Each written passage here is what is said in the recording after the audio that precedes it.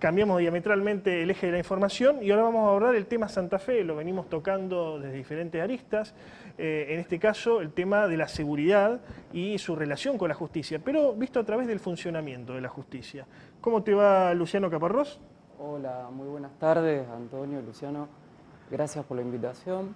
Vamos a ver justamente algunas disfuncionalidades que hay en la justicia, como bien propones, relacionándolo con este problema en la sociedad con la seguridad. Y visto con un enfoque del derecho constitucional, viendo realmente cómo atravesamos hoy por hoy un preocupante estado de anomia, desde incluso las instituciones que no cumplen las reglas. Entonces vamos a ver un poco eso.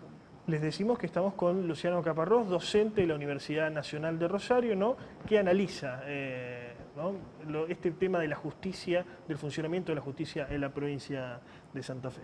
Bueno, me decías, esto está relacionado con la cuestión de la seguridad. Sí, en principio me interesaría dejar en claro a tu audiencia, a la sociedad santafesina, que en cuanto a la seguridad es un derecho constitucional que tiene ese rango, esa jerarquía, incluso está incluido en los tratados de derechos humanos y es algo que no se difunde mucho.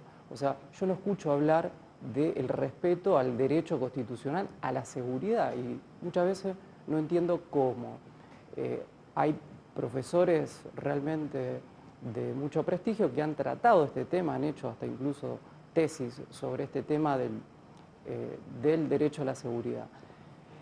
Pero bueno, hablando un poco con un lenguaje, ¿no?, que nos entienda la gente, lo que quiero significar es lo siguiente. Tenemos en la provincia de Santa Fe dos ministerios que son muy importantes en este tema, que es el Ministerio de Justicia y el Ministerio de Seguridad. El Ministerio de Seguridad, y a ver si estos datos me acompañan, es uno de los ministerios que tiene una estructura burocrática más grande que cualquier otro ministerio. Esto quiere decir asignación de recursos, por ejemplo, secretarías, subsecretarías y direcciones.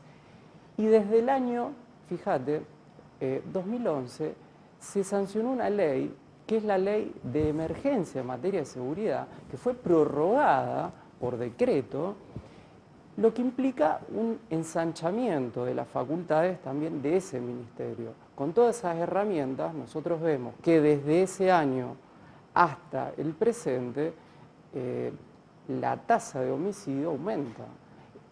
De la misma forma que se incrementaron las herramientas a ese ministerio, nosotros vemos que la sociedad reclama mayor seguridad y no hay una respuesta. Entonces, esto es preocupante, la articulación de estos dos ministerios. Entonces, ¿qué es lo que podemos aportar desde el punto de vista del derecho constitucional? O sea, con una mirada crítica pero constructiva, diciendo, en realidad no decimos que está todo mal hecho, quizás por esta gestión, sino que hay muchas cosas por hacer que se dicen que se hagan, pero no hay una respuesta. En este sentido, por ejemplo, hay un serio problema en cuanto a los reclamos de la sociedad, justamente por la justicia. Entonces, la justicia no funciona, podríamos decir, de una forma ideal, la hacen las personas, ¿no?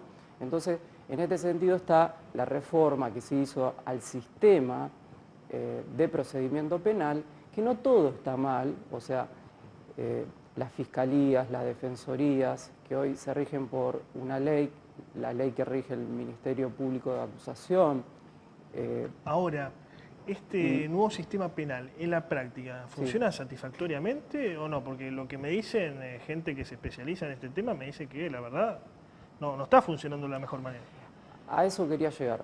Hay un problema, podríamos decir, en lo que serían las formas, ¿no?, lo que se escribe, ¿no? Y después eso, que nosotros los constitucionalistas decimos, a ver si esta norma tiene vigencia sociológica, o sea, si se aplica en la realidad y le llega a la gente, digamos. Evidentemente vemos que no.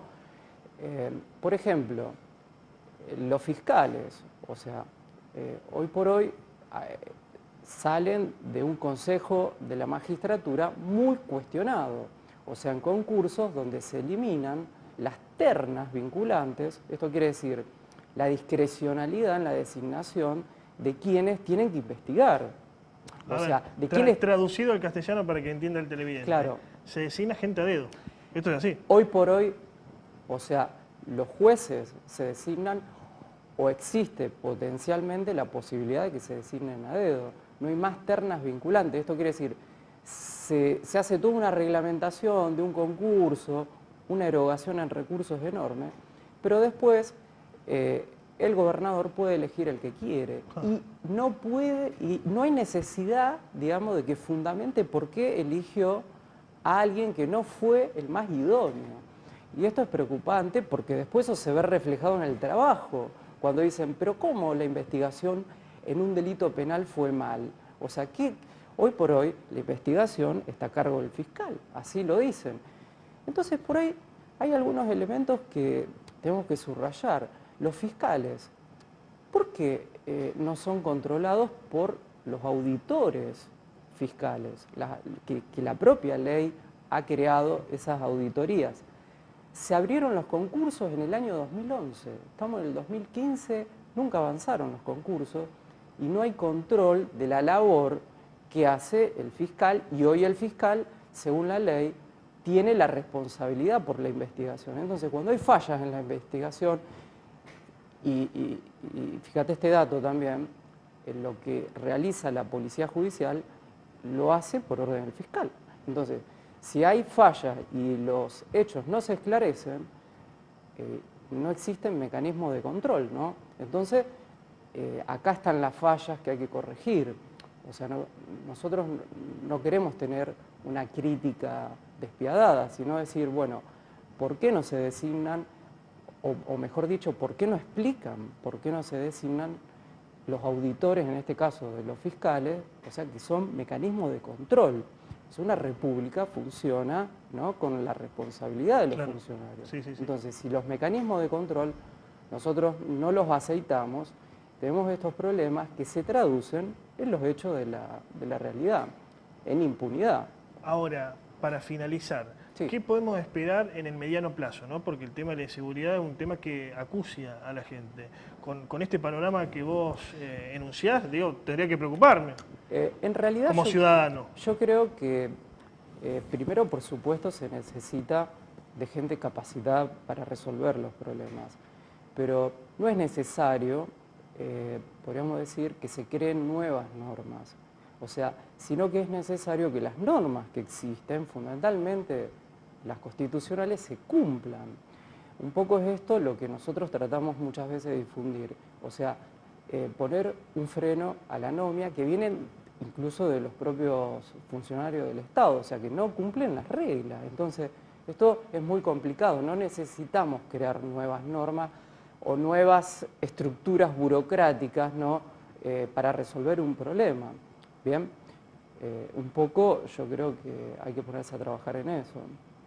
Pero muy interesante, sinceramente. Le vamos a seguir dando tratamiento a este tema en los diferentes formatos periodísticos en los que trabajamos.